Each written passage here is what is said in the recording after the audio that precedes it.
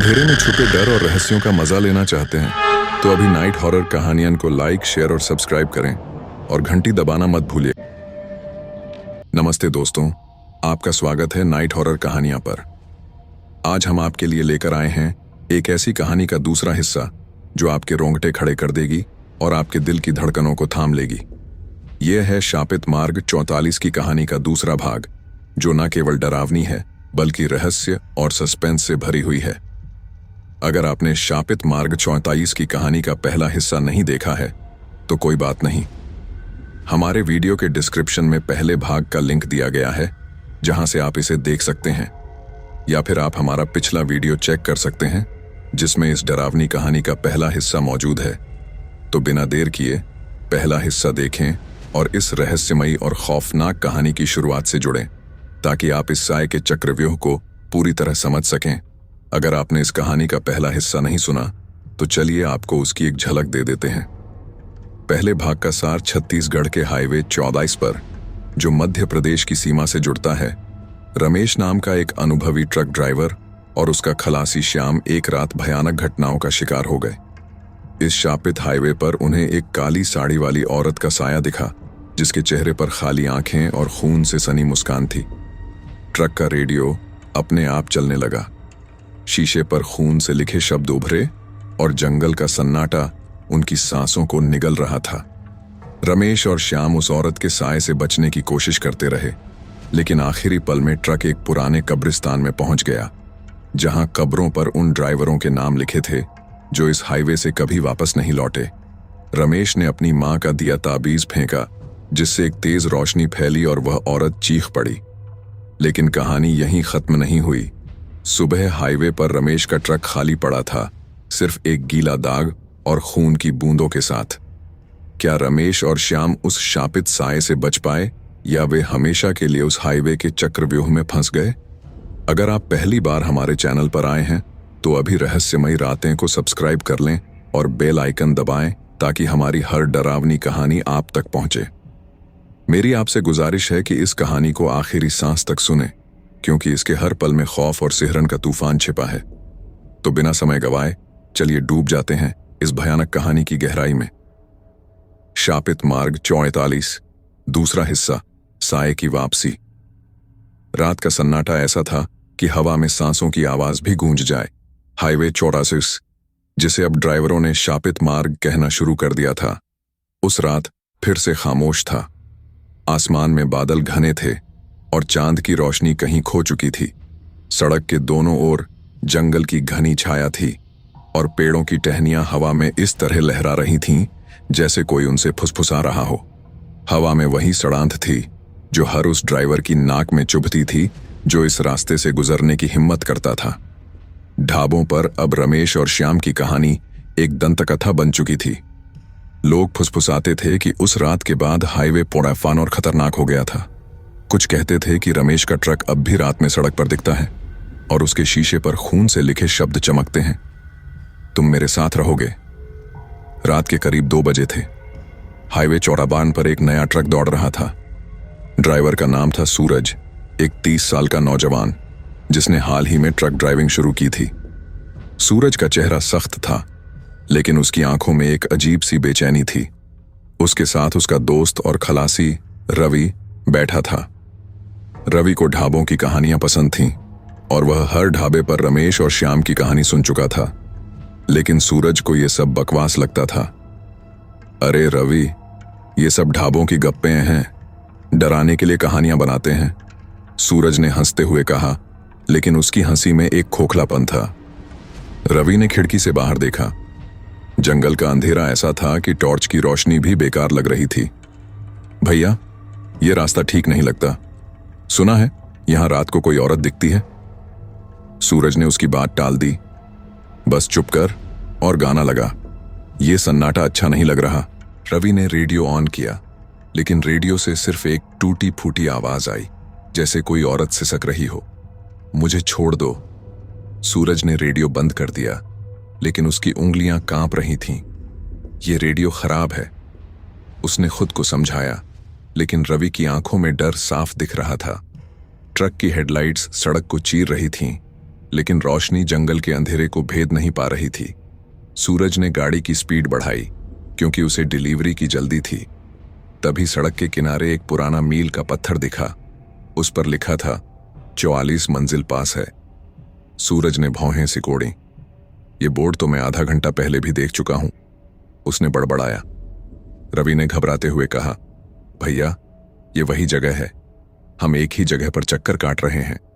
सूरज ने उसे चुप कराया, लेकिन उसका अपना दिल अब धड़क रहा था। उसने स्टीयरिंग पर जोर से मुक्का मारा और कहा, यह कैसा रास्ता है? तभी ट्रक की हेडलाइट्स एक पल के लिए बुझ गईं। अंधेरा ऐसा था कि सूरज को अपनी हथेलियां तक नहीं दिख रही थीं। रवि चीख पड़ा, भैया वापस चलो, ये जगह भारी है। सूरज ने चाबी घुमाई, लेकिन इंजन ने जवाब दे दिया। तभी केबिन का शीशा धुंधला हो गया। सूरज ने टॉर्च की रोशनी शीशे पर डाली और उसका खून जम गया। शीशे पर उंगलियों से टेढ़े मेढ़े अक्षरों में लिखा था, तुम मेरे हो।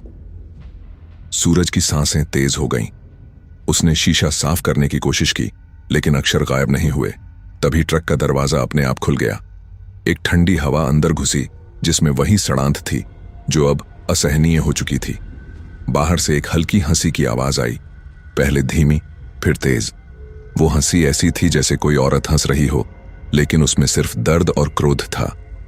सूरज ने टॉर्च की रोशनी बाहर घुमाई, लेकिन कुछ नहीं दिखा, सिर्फ जंगल का अंधेरा और वो हंसी जो अब ट्रक के चारों ओर गूंज रही थी। हिम्मत रख रवि, सूरज ने कहा, लेकिन उसकी अपनी आवाज में ताकत नहीं थी। उसने फिर से चाबी घुमाई और इस बार इंजन चालू हो गया। सूरज ने ट्रक को तेजी से भगाया, लेकिन सड़क अब और संकरी लग रही थी।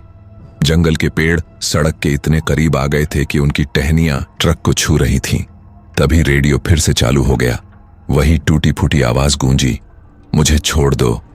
सूरज ने रेडियो की तारें खींच दी, लेकिन आवाज नहीं रुकी। रवि की आंखों में आंसू थे। भैया वो यहीं है।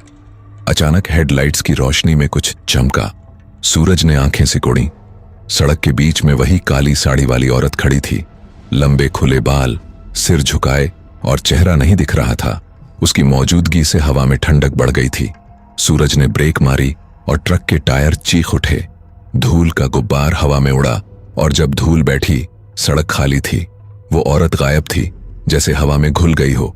भैया ये वही औरत है। रवि की आवाज कांप रही थी। सूरज का गला सूख चुका था। उसने कुछ कहने की कोशिश की, लेकिन शब्द नहीं निकले। तभी रियरव्यू मिरर में एक साया दिखा, पलक झपकते गायब। रवि ने खिड़की बंद कर दी, लेकिन ठंडी हवा अब भी केबिन में घुस रही थी। सूरज ने सिगरेट सुलगाने की कोशिश की, लेकिन उसका स्वाद कड़वा था। उसने सिगरेट फेंक दी, लेकिन वो सड़ांध अब उसके नाक में चढ़ रही थी। ट्रक की हेडलाइट्स फिर से बुझ गईं। अंधेरा ऐसा था कि सूरज को कुछ नहीं दिख रहा था। रवि चीख रहा था, भैया वो हमारे साथ है। तभी हेडलाइट्स फिर से जलीं और सूरज ने देखा कि ट्रक अब हाईवे पर नहीं था।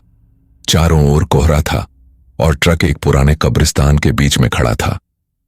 कब्रों पर खून के धब्बे थे और कुछ कब्रों से सिसकियां सुनाई दे रही थीं। सूरज की सांस रुक गई। उसने रवि की ओर देखा, जो अब सीट पर सिकुड़ा हुआ था। उसका चेहरा सफेद पड़ चुका था और उसकी आंखें खाली थीं। तभी एक मील का पत्थर दिखा, जिस पर लिखा था 44 मंजिल पास है, यहां से कोई नहीं निकलता। सूरज ने पीछे मुड़कर देखा और वो औरत अब ठीक उसके पीछे थी। उसका चेहरा अब साफ था, सफेद, बिना रंग का, और आंखें दो काले गड्ढों की तरह। उसकी साड़ी से खून टपक रहा था और उसकी मुस्कान अब एक दानवी हंसी में बदल चुकी थी। तुम मेरे साथ रहोगे, उसकी आवाज सूरज के दिमाग में गूंज रही थी। सूरज ने हिम्मत जुटाई और चीखा, तू कौन है? हमें क्यों तंग कर रही है? वो औरत हंसी और उसकी हंसी जंगल में गूंज गई। मैं वो हूं जिसे इस सड़क ने छीन लिया। मैं वो हूं जिसे तुमने भुला दिया। उसकी आवाज में अब सिर्फ नफरत थी। सूरज ने देखा कि कब्रिस्तान में साए उठ रहे थे, उन ड्राइवरों के साए जो इस हाईवे से कभी वापस नहीं लौटे। उनमें से 2 साए सूरज को जाने पहचाने लगे, रमेश और श्याम। उनकी आंखें खाली थीं और उनके चेहरों पर वही दानवी मुस्कान थी। सूरज ने अपनी जेब से एक छोटा सा हनुमान चालीसा निकाला, जो उसकी दादी ने उसे दिया था। उसने जोर से चालीसा पढ़ना शुरू किया। उसकी आवाज कांप रही थी, लेकिन वह रुका नहीं। तभी एक तेज हवा का झोंका आया और वो औरत चीख पड़ी। उसकी चीख इतनी भयानक थी कि कब्रें हिलने लगीं। कोहरा एक पल के लिए हल्का हुआ और सूरज ने देखा कि ट्रक फिर से हाईवे पर था।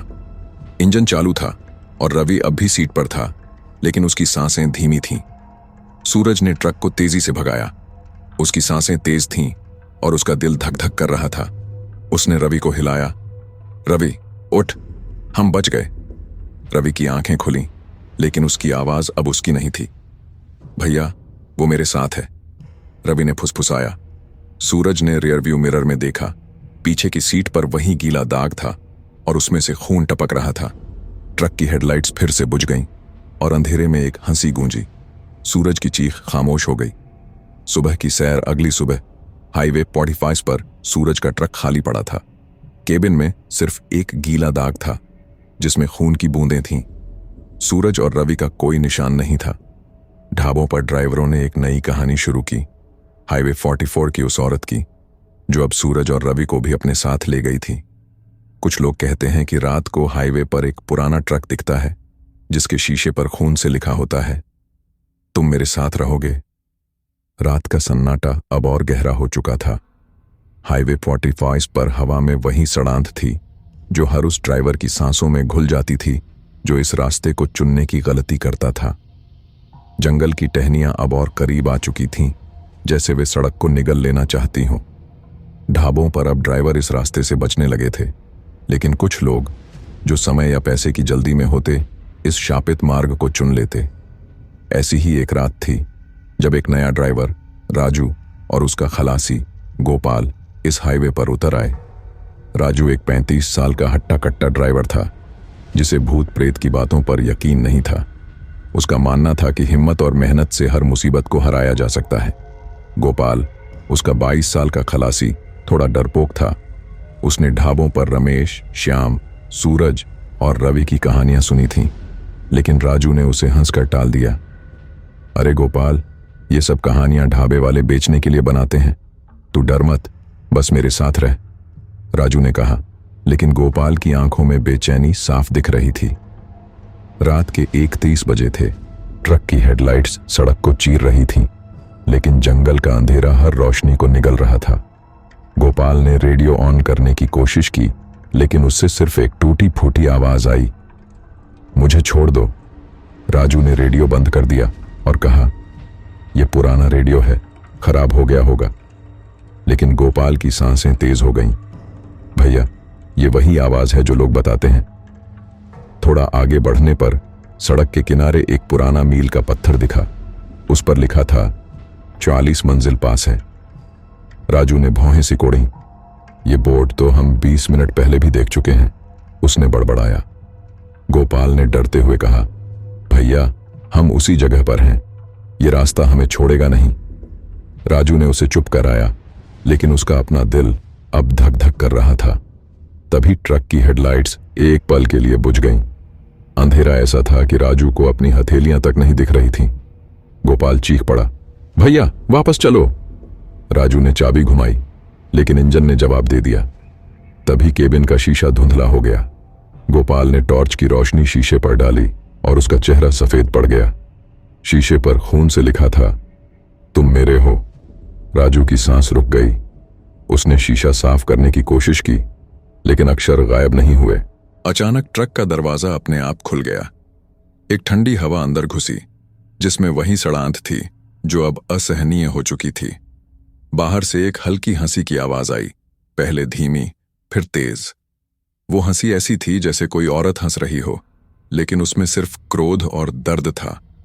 राजू ने टॉर्च की रोशनी बाहर घुमाई, लेकिन कुछ नहीं दिखा, सिर्फ कोहरा और वो हंसी जो अब ट्रक के चारों ओर गूंज रही थी। गोपाल, हिम्मत रख, राजू ने कहा, लेकिन उसकी अपनी आवाज कांप रही थी। तभी रेडियो फिर से चालू हो गया, बिना तार के। वही फुसफुसाहट गूंजी, तुम मेरे साथ रहोगे। गोपाल चीख पड़ा, भैया वो यहीं है। राजू ने रेडियो की तारें खींचने की कोशिश की, लेकिन वो पहले से ही कटी हुई थीं। फिर भी आवाज गूंज रही थी। हेडलाइट्स की रोशनी में कुछ चमका। राजू ने आंखें सिकोड़ी।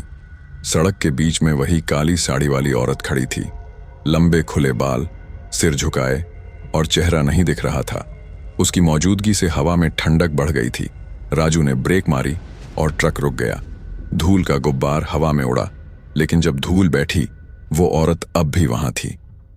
इस बार उसका चेहरा साफ दिख रहा था, सफेद, बिना रंग का, और आंखें दो काले गड्ढों की तरह। उसकी साड़ी से खून टपक रहा था और उसकी मुस्कान अब एक दानवी हंसी में बदल चुकी थी।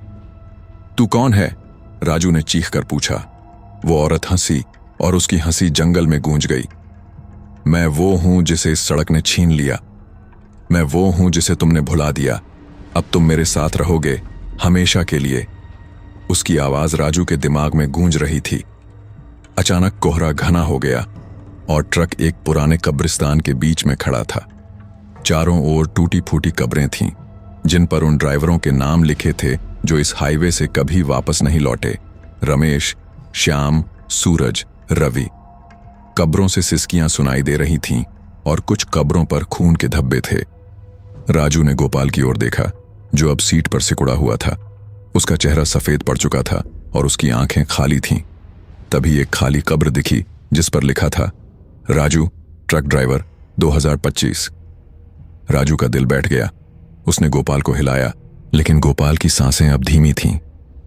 तभी कब्रिस्तान में साए उठने लगे। रमेश, श्याम, सूरज, रवि और ना जाने कितने ड्राइवरों के साए। उनकी आंखों में वही लाल चमक थी और वे राजू की ओर बढ़ रहे थे। राजू ने अपनी जेब से एक छोटा सा शिवलिंग निकाला जो उसकी पत्नी ने उसे दिया था। उसने शिवलिंग को कसकर पकड़ा और जोर से AUM नमः शिवाय जपना शुरू किया। उसकी आवाज कांप रही थी, लेकिन वह रुका नहीं। तभी वो औरत उसके ठीक सामने थी। उसकी आंखें अब पूरी तरह लाल थीं, जैसे उनमें आग जल रही हो। उसकी साड़ी से खून टपक रहा था और उसकी उंगलियां लंबी और नुकीली हो चुकी थीं। कोई नहीं बचता, उसने कहा, और उसकी आवाज में अब सिर्फ नफरत थी। राजू ने शिवलिंग को उसकी ओर फेंका। शिवलिंग हवा में चमका और एक तेज रोशनी फैली। वो औरत चीख पड़ी और उसकी चीख इतनी भयानक थी कि कब्रें हिलने लगीं। कोहरा एक पल के लिए हट गया और राजू ने देखा कि ट्रक फिर से हाईवे पर था। इंजन चालू था और गोपाल की आंखें खुली थीं। भैया, हम कहां हैं? गोपाल ने कांपती आवाज में पूछा। राजू ने ट्रक को तेजी से भगाया। उसकी सांसें तेज थीं और उसका दिल अब भी धक धक कर रहा था। तभी उसने रियरव्यू मिरर में देखा। पीछे की सीट पर वही गीला दाग था और उसमें से खून टपक रहा था। गोपाल की आंखें फिर से खाली हो गईं। भैया, वो मेरे साथ है, गोपाल ने फुसफुसाया, और उसकी आवाज अब उसकी नहीं थी। राजू ने स्टीयरिंग को कसकर पकड़ा और जोर से चीखा, तू जो भी है, मुझे नहीं ले सकती। उसने शिवलिंग को फिर से पकड़ा और AUM नमः शिवाय का जाप तेज कर दिया। तभी एक तेज हवा का झोंका आया और ट्रक की हेडलाइट्स फिर से बुझ गईं। अंधेरे में एक हंसी गूंजी, लेकिन इस बार वो हंसी कमजोर थी। राजू ने जाप जारी रखा और अचानक एक तेज रोशनी ट्रक के चारों ओर फैल गई। वो औरत फिर से दिखी, लेकिन इस बार उसका चेहरा सिकुड़ रहा था, जैसे वो रोशनी उसे जला रही हो। तुमने मुझे भुला दिया, उसने चीखते हुए कहा, लेकिन मैं वापस आऊंगी। उसकी चीख हवा में गूंजी और वो साया कोहरे में घुल गया। ट्रक की हेडलाइट्स फिर से जलीं और सड़क साफ थी। गोपाल की सांसें सामान्य हो गईं और वो अब होश में था। राजू ने ट्रक को तेजी से भगाया और आखिरकार हाईवे पौड़ाफोन की सीमा पार कर ली। सुबह की पहली किरण सड़क पर पड़ी और जंगल का सन्नाटा टूट गया। राजू और गोपाल ने पीछे मुड़कर नहीं देखा। ढाबों पर उनकी कहानी फैल गई। पहला ड्राइवर जो हाईवे पौड़ाफोर्स के साए से बच निकला, लेकिन कुछ लोग फुसफुसाते हैं कि वो औरत अब भी हाईवे पर भटकती है और उसकी चीखें रात में सुनाई देती हैं। कुछ कहते हैं कि राजू का शिवलिंग उस रात साए को कमजोर कर गया, लेकिन शाप पूरी तरह टूटा नहीं। कभी कभी रात के सन्नाटे में हाईवे चौरारित पर एक पुराना ट्रक दिखता है। उसके शीशे पर खून से लिखा होता है, मैं वापस आऊंगी। लेकिन अब ड्राइवर उस रास्ते से बचते हैं और जो गुजरते हैं वे अपने साथ कोई न कोई ताबीज या मंत्र जरूर रखते हैं। दोस्तों, यह थी शापित मार्ग 44 की पूरी कहानी। क्या राजू और गोपाल सचमुच उस शाप से बच निकले या वो औरत एक दिन फिर लौटेगी? आपकी राय क्या है? कमेंट में जरूर बताएं। अगर आपको यह कहानी पसंद आई तो रहस्यमयी रातें चैनल को अभी सब्सक्राइब करें और बेल आइकन दबाएं ताकि हमारी हर डरावनी कहानी आप तक पहुंचे। अपनी डरावनी कहानियां हमें लिख भेजें और मिलते हैं अगली कहानी में। तब तक रात के सन्नाटे से बचकर रहें। खुदा हाफिज, टाटा बाय बाय, शुभ रात्रि। नोट: यह कहानी काल्पनिक है और मनोरंजन के लिए बनाई गई है। हाईवे 44 की डरावनी कहानियां आपकी रातों को और रहस्यमय बनाने के लिए हैं। अगली कहानी के लिए तैयार रहें। दोस्तों, हम आपके लिए बड़ी मेहनत से डरावनी और रहस्यमयी कहानियां लेकर आते हैं, इसलिए आपसे एक छोटी सी गुजारिश है। कृपया हमारे चैनल नाइट हॉरर कहानियन को सब्सक्राइब जरूर करें। आपका साथ ही हमें और मेहनत करने और भी खौफनाक कहानियां लाने की ताकत देता है।